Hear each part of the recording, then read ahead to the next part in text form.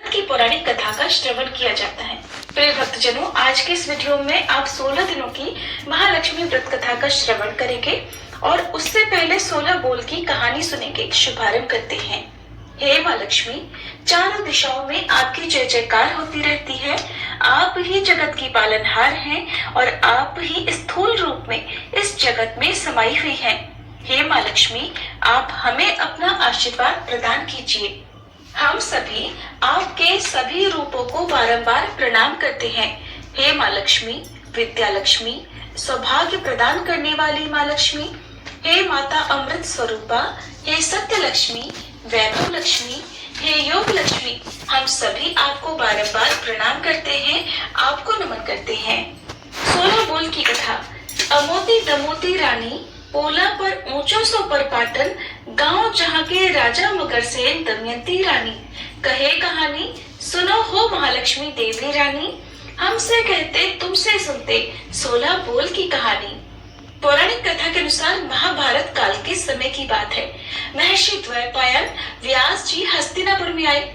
उनका आगमन सुनकर समस्त राजकुल के कर्मचारी महाराज भीष्म सहित उनका सम्मान आदर करते हुए राजमहल में महाराज को सोने के सिंहासन पर विराजमान कर अर्घ्य पाद्य आचमन आदि से उनका पूजन किया।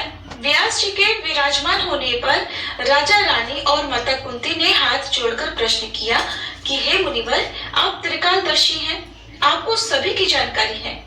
आपसे हमारी प्रार्थना है कि कृपया स्त्रियों के लिए कोई ऐसा व्रत पूजन बताइए जिससे हमारे राज्य लक्ष्मी, सुख, पुत्र, परिवार सदा सुखी रहे। ऐसा सुनकर व्यास जी ने कहा कि हम ऐसे व्रत का वर्णन करने जा रहे हैं जिससे सदा लक्ष्मी जी स्थिर होकर आपको सुख प्रदान करेगी। ये श्री महालक्ष्मी जी का व्रत है जिसे 16 दिनों तक किया जाता है और जिसका पूजन प्रतिवर्ष आश्विन कृष्ण पक्ष की अष्टमी तिथि को किया जाता है। तब महारानी गांधारी ने पूछा, हे महात्मन, ये व्रत कैसे प्रारंभ किया जाता है, इसका विधान क्या है, कृपया हमें विस्तार से बताने की कृपा करें। तब व्यास जी कहने लगे कि भाद्रपद शुक्ल पक्ष की अष्टमी तिथि के दिन सुबह मन में व्रत का संकल्प करें। संकल्प लेकर किसी जलाशय में जाकर स्नान करके साफ स्वच्छ वस्त्र या नए वस्त्र धारण कर सकते हैं। दूर्वा से महालक्ष्मी जी को जल का तर्पण करके फिर प्रणाम करना चाहिए।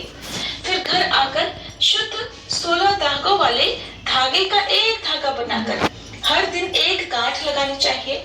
इस 16 दिन की 16 गांठ का एक धागा तैयार कर आश्विन माह के कृष्ण पक्ष की अष्टमी तिथि को व्रत रखकर मंडप बनाकर चंदोबा तानकर उसके नीचे माटी के हाथी पर महालक्ष्मी जी की मूर्ति स्थापित कर तरह हाथी का पूजन करें।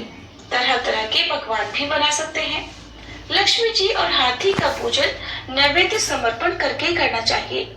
श्रद्धा सहित महालक्ष्मी व्रत करने से आप लोगों की राज्य लक्ष्मी सदा स्थिर रहेगी। ऐसा विधान बताकर व्यास जी अपने आश्रम को चले गए। इसके बाद भाद्रपद शुक्ल पक्ष की अष्टमी तिथि से समस्त राजघराने की नारियां और नगर स्त्रियों ने माता लक्ष्मी जी का यह पावन व्रत आरंभ कर दिया। बहुत सी स्त्रियों ने गांधारी के साथ प्रतिष्ठा पाने के लिए उनका साथ देने का नियम लिया। कुछ नारियां माता कुंती के साथ भी इस व्रत को आरंभ करने लगी, किंतु माता कुंती और गांधारी जी के बीच में कुछ द्वेष भाव चलने लगा। ऐसा होते होते 15 दिन व्रत के समाप्त होकर 16वां दिन यानी आश्विन कृष्ण पक्ष की अष्टमी तिथि आ गई। उस दिन प्रातः काल से ही नर नारियों ने उत्सव मनाना आरंभ कर दिया और समस्त नर नारी राजमहल में गांधारी जी के यहाँ उपस्थित होकर तरह तरह से महालक्ष्मी जी के मंडप और माटी के हाथी बनाने और सजाने की तैयारी करने लगे। गांधारी जी ने नगर की सभी स्त्रियों को बुलाने के लिए सेवक भेजा, परंतु माता कुंती को बुलावा नहीं भेजा, न ही कोई सूचना भेजी गई। उत्सव में बाजे गाजे की धुन बजने लगी, जिससे सारे हस्तिनापुर में खुशी की लहर दौड़ गई। माता कुंती ने इसे अपना अपमान समझा और बहुत अपमान करके उत्सव में मुझे नहीं बुला कर सकती हूँ, पर साज सामान इतनी जल्दी तैयार नहीं हो पाएगा। गांधारी के सौंप उनकी उत्सव की तैयारी आज है। तब पार्थ ने माता से कहा कि जब मैं लेकर आऊंगा कि हस्तिनापुर वासियों ने कभी देखा नहीं होगा, न ही उसका पूजन किया, जो कि बहुत ही पूजनीय है, उसे बुलाकर लेकर आता हूँ। आप अपनी तैयारी कीजिए।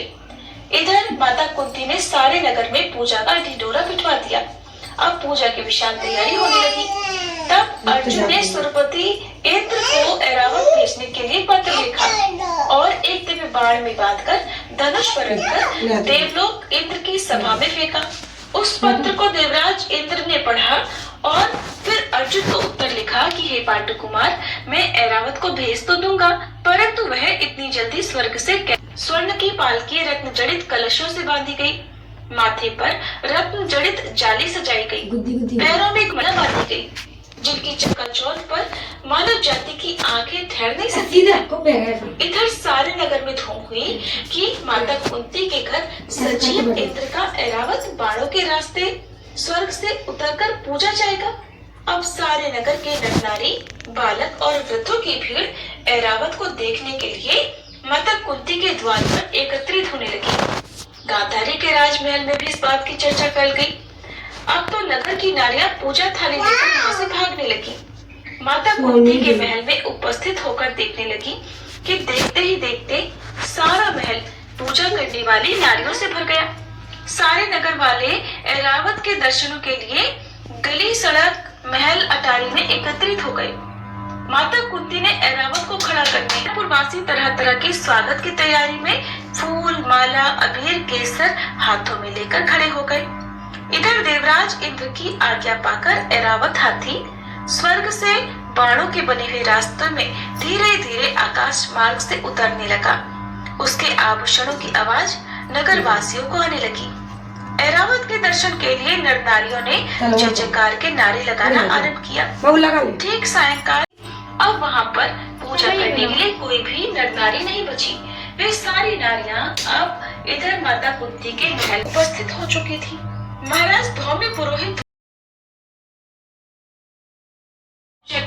फिर तरह तरह के मेवा पकवान ऐरावत को खिलाए गए।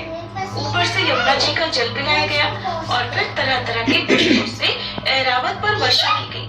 पुरोहित जी द्वारा स्वस्ति वाचन कर व्रती नारियों द्वारा लक्ष्मी जी का पूजन विधि